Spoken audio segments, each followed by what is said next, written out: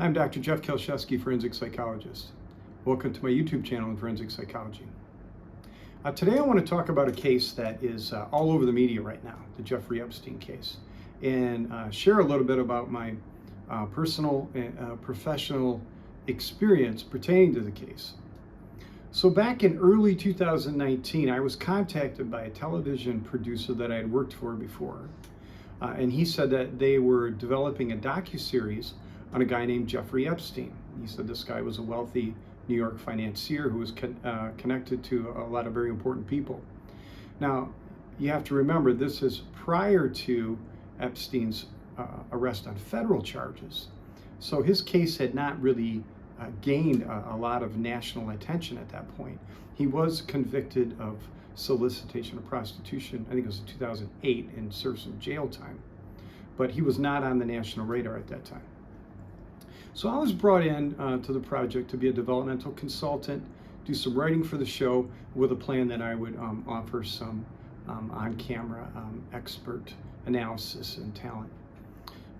So initially the plan was, and I did a lot of work on developing a psychological analysis or a psychological profile of Jeffrey Epstein based on the information we had about him, and then doing a behavioral analysis of the specific crime, and with the idea that we would try to conceptualize or connect how this particular psychological profile would fit in with that particular crime. Now, at this time, production was ongoing. In fact, they were actively interviewing victims, particularly Virginia Roberts. They provided me a lot of background that they had collected about the case and about Epstein. They provided me with a bunch of media accounts, police reports, court records pertaining to his first conviction, and then a lot of information that they had gained from a private investigator that worked on the case.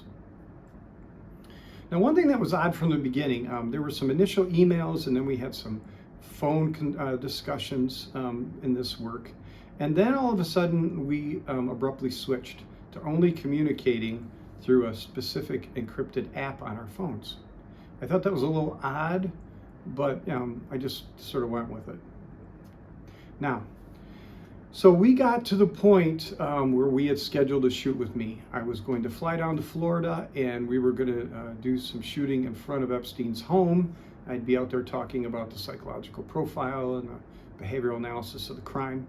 And I was set to fly out on July 9th. This is 2019. It was a Tuesday. And we were going to do the shoot on Wednesday, and then possibly do some studio shooting there too. So on the Friday before, which would have been July 5th, I received a text from the producer that said the scheduled shoot for Wednesday was off. The producer said that he had been tipped off that Epstein was going to be arrested on federal charges, and he was actually arrested the next day, July 6th. So at that point, I was told, okay, the production is stopped. We're going to kind of do a wait and see to see what comes out in the media, to see if they need to adjust or change the narrative that they were developing for the docuseries.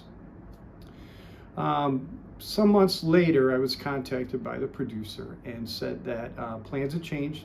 They're no longer going to do the psychological profile and behavioral analysis of the crime, so they really didn't need my work anymore. Now, well, I guess it'd be several months later, I think it was May of 2020, the Netflix series came out, Filthy Rich, and that's the program we're talking about here. One thing that I noticed in that program is they didn't need me anymore, but they had this 30-something attractive female psychologist. I believe she said she was an educational psychologist. Basically read some of the stuff that I wrote.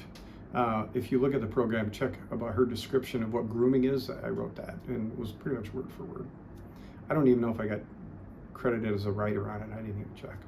Anyway, the other part that's interesting about the story is that the production company refused to pay me for my work. I guess that's your business. But what I know about this case, what I learned about this case before it became a big national phenomenon, really leaves me with some questions, and it leaves me with one big question. Now, one of the things that is interesting is some of the information that I was provided early on is information that just is no longer in the public media accounts of what happened. There's information missing that I thought was quite interesting, why that's now left out of a lot of these discussions. Now, I'm not a conspiracy theorist, but I will tell you this. I used to work for the Federal Bureau of Prisons. I understand their suicide watch protocols and procedures. And I know what those suicide precaution cells look like. In fact, I used to have to see people in those cells and evaluate them. And sometimes I'd write orders for them to go into those types of cells. So I'm very familiar with that whole process. And I also know how the Federal Bureau of Prisons manages their high-profile inmates. So with that being said, I would just say, based on my experience, it would be very, very difficult for a person to take their own life in that situation, unless they were allowed to take their own life. I'm not assuming anything or accusing anything, but to me that was just very odd based on my experience and knowledge about those things. But here's my big question. When I look at all this, the question that comes to my mind is, was Epstein some type of government asset? In other words, was he working for or with the federal government? Because if he was, that would explain why there may be some resistance to release this entire file. He may have been involved to some degree with some type of investigation that the federal government was doing. I don't know, but that would really kind of explain why all of a sudden there was these ideas that the whole file was going to be released, and now there's a fight about what's being released and what's not being released. Anyway, so thought a little interesting story, a little bit different than most of my videos. If this is a topic that interests you or others that you know, please forward this link on to others. If you're interested in forensic psychology, subscribe to this channel.